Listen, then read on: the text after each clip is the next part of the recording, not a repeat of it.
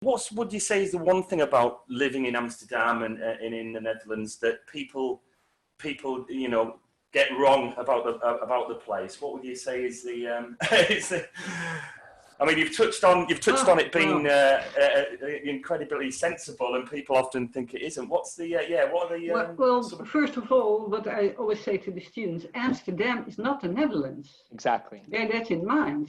Mm-hmm. They have this. I mean, first of all, Amsterdamers are very arrogant. We always think we're the best and we know better, and we're the center of the universe, basically. And that's why with a lot of, actually almost with all programs, we make an excursion to Rotterdam. And Rotterdam is a harbor city, has been almost totally wiped out during the Second World War. So has a totally different architecture and a totally different mindset. They always say, Rotterdamers are hardworking, blue collars, no nonsense, hardworking people. And Amsterdam are the snotty, snobbish, and it's true, basically. I have to say that. And there's, of course, a fierce competition between the two, also when it comes to football. So that's a misconception. Amsterdam is not the Netherlands. And we also try to take them into the countryside, and we encourage them, to go out of the city. And as I said earlier, we also take them to other parts of Amsterdam because, it's the tourist area is not really live. To be honest, I actually hardly ever come there anymore because it's so busy. Mm-hmm. We used to have the university right in the middle, well, next to the red light district behind Dam Square. And at one point, in the morning when I would bike to work, of course, we all bike. That's not a misconception. No, that's very real. We all bike. That's very real. And we, and we bike and we walk. We really have to put it in emails to students. Bring walking shoes, we will walk. And they walk more than 100 meters is for some people. And we walk through the entire city, and we walk in a fast pace like New Yorkers almost. Yeah. And we bike everywhere, and the bikes are everywhere. And I, again, totally distracted from my own story. But anyway, so yeah, misconceptions is that Amsterdam doesn't represent the Netherlands.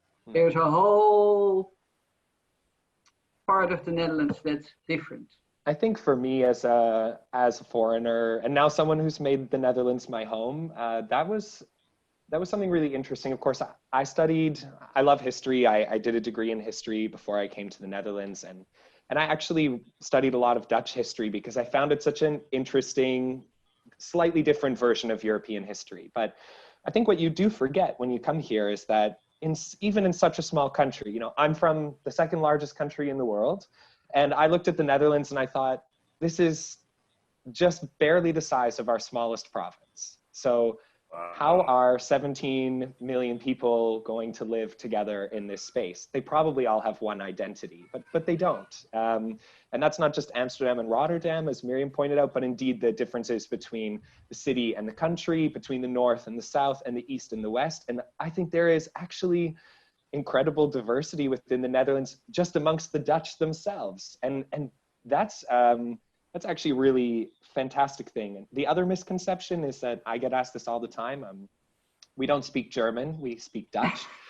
So I often get asked that, how's your German? But non-existent, but my Dutch is pretty good. Awesome. And you've started a podcast, this is correct? We have, yeah. So as Mirjam mentioned, in the middle of March when everything kind of went sideways, we were looking at, what do we do? And Mirjam gave all of the members of our team, she gave us all the assignment, okay, go home, take a week and think about what it is that we could do that's different or innovative. And it doesn't even necessarily have to be directly education related, but let's keep our name out there and continue to do what we do. And we think that's bringing people together and sharing important stories. So we started a podcast called Mokum. That was a pitch that I made just in a small comment at the end of a document. And in the end, it's become one of the focal points of what we're doing this summer. I feel very honored to do it. I'm learning on the fly and it's been a ton of fun, but Mokum, and that's in the podcast we describe that, but that's a Yiddish word that means safe harbor or safe haven, that then came to be adopted as kind of the second name for the city. So Amsterdam, that's Mokum. Exactly. So Amsterdam is Mokum. And we named our podcast that because we wanted to tell stories that, like Amsterdam, reflect on things that happen all over the world, but also you see them carried out in your day-to-day life. And I think that could be said for a lot of cities around the world, but it just feels particularly special about Amsterdam. So we cover a lot of topics in the podcast that we would cover in a bunch of our programs. It's impossible to represent all 29 of them within the run of a summer. But yeah, we're kind of four major episodes in now. We put one out every 2 weeks. So first ones are on cultures of suspicion and conspiracy theory, and then on journalism and our kind of like media ecosystem in the present. And we just did an episode that so far really has a special place in my heart. I'm really glad we got to work on this project together, but I actually interviewed everyone in our team and a few other people that we work with to share a story, whether that's an ongoing current event, a news item, a series, whatever, something that makes them pause and think on the present, reflect on how the world lines up around us, and just, yeah, makes us think for a second. And I must say the episode was a bit daunting from a logistical perspective, interviewing like 8 people, and I, as always, bit off more than I could chew, but it was so great to hear the final product. Yeah, and Mirjam's on there, she starts it all off, and yeah, it's very thoughtful. It's a great way to reflect on the community of people that you work with. And in the summer, we normally do that directly with people, but we can't do that anymore. So we wanted to continue, at least for this summer, and who knows, maybe we like it enough, we keep going in the future. But we wanted this summer to make an effort to do that. And response has been really positive. It's been a very enjoyable project to work on. So this was a whole new skill, a whole new form of communication for you guys. Absolutely, yeah. I mean, I think I told him, go and buy a microphone. Exactly. Mirjam said, go buy a microphone. I didn't even know where to begin. So I got in touch with the head of the IT services and I said, hey, I need a microphone. I'm starting a podcast. And in the end, I just followed all the links he said, put everything in the cart, and thankfully sent the bill to Mirjam. And, and we literally got started. It arrived the next day and we got started right away. So it's learning on the fly, which is a bit ambitious, but I think we're taking on a lot of projects that are ambitious in that sense because we're all very active people. And normally at this time of year, as Mirjam said, we'd be following our plan that we've been working on, our kind of master plan, and making small adjustments. Yeah. Yeah.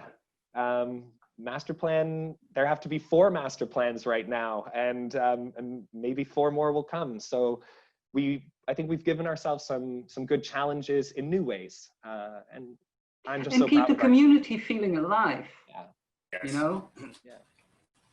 Absolutely. And is it pure audio? So it's just the audio route that you're going down at the moment. And if so, was there a conscious decision to not cover both with the video interview style? We have a number of projects going on.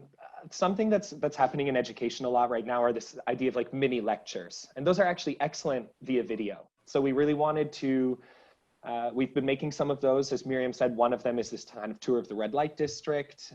We have a few more in the works, which is pretty exciting. We have the mindfulness on there already, and exactly. Mindfulness. We have as a starting point the summer school online page, where we have the podcast, literature that students can read, with links to all the articles. You guys, if you want to decide to go to university, James, this is your chance. Never too. There are articles Never there too you old. can read. Never too old to learn, Phil. No, definitely Especially not. in Amsterdam. Not with No, us, you should check out that page. You will really like it because you get these mini, but also links to the articles, all open source. Yeah. You know, and we have some written interviews with some of our academic directors. We have a mindfulness meditation on there, also mindfulness tips to deal with how to deal with COVID. And we will, you know, so we are still creating content, and every week we add more content as we go along.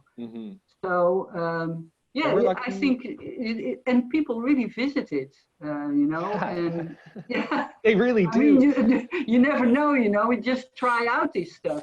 I think it must be the same for you guys, right? Like you happen on a project and you think, okay, you just have to go for it. And of course, review after the fact or while you're doing it. We were pleasantly surprised by the response. And we have a really talented team with enough people on it that we can kind of all take on a few different projects at the same time. So we've gone for this approach where we're all working on everything together, but we do have point people for each of the projects, which means we can tackle these different mediums and these different topics in overall these different channels that we're now making. Yeah, I think it's quite easy to get to worry about the end result and to worry about the perfect direction.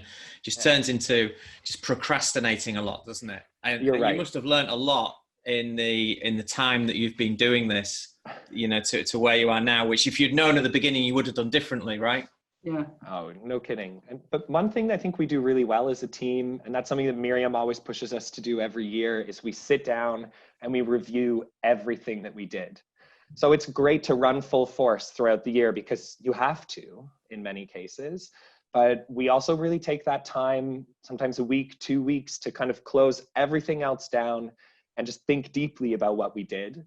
I think as a result, it makes attacking new things less scary.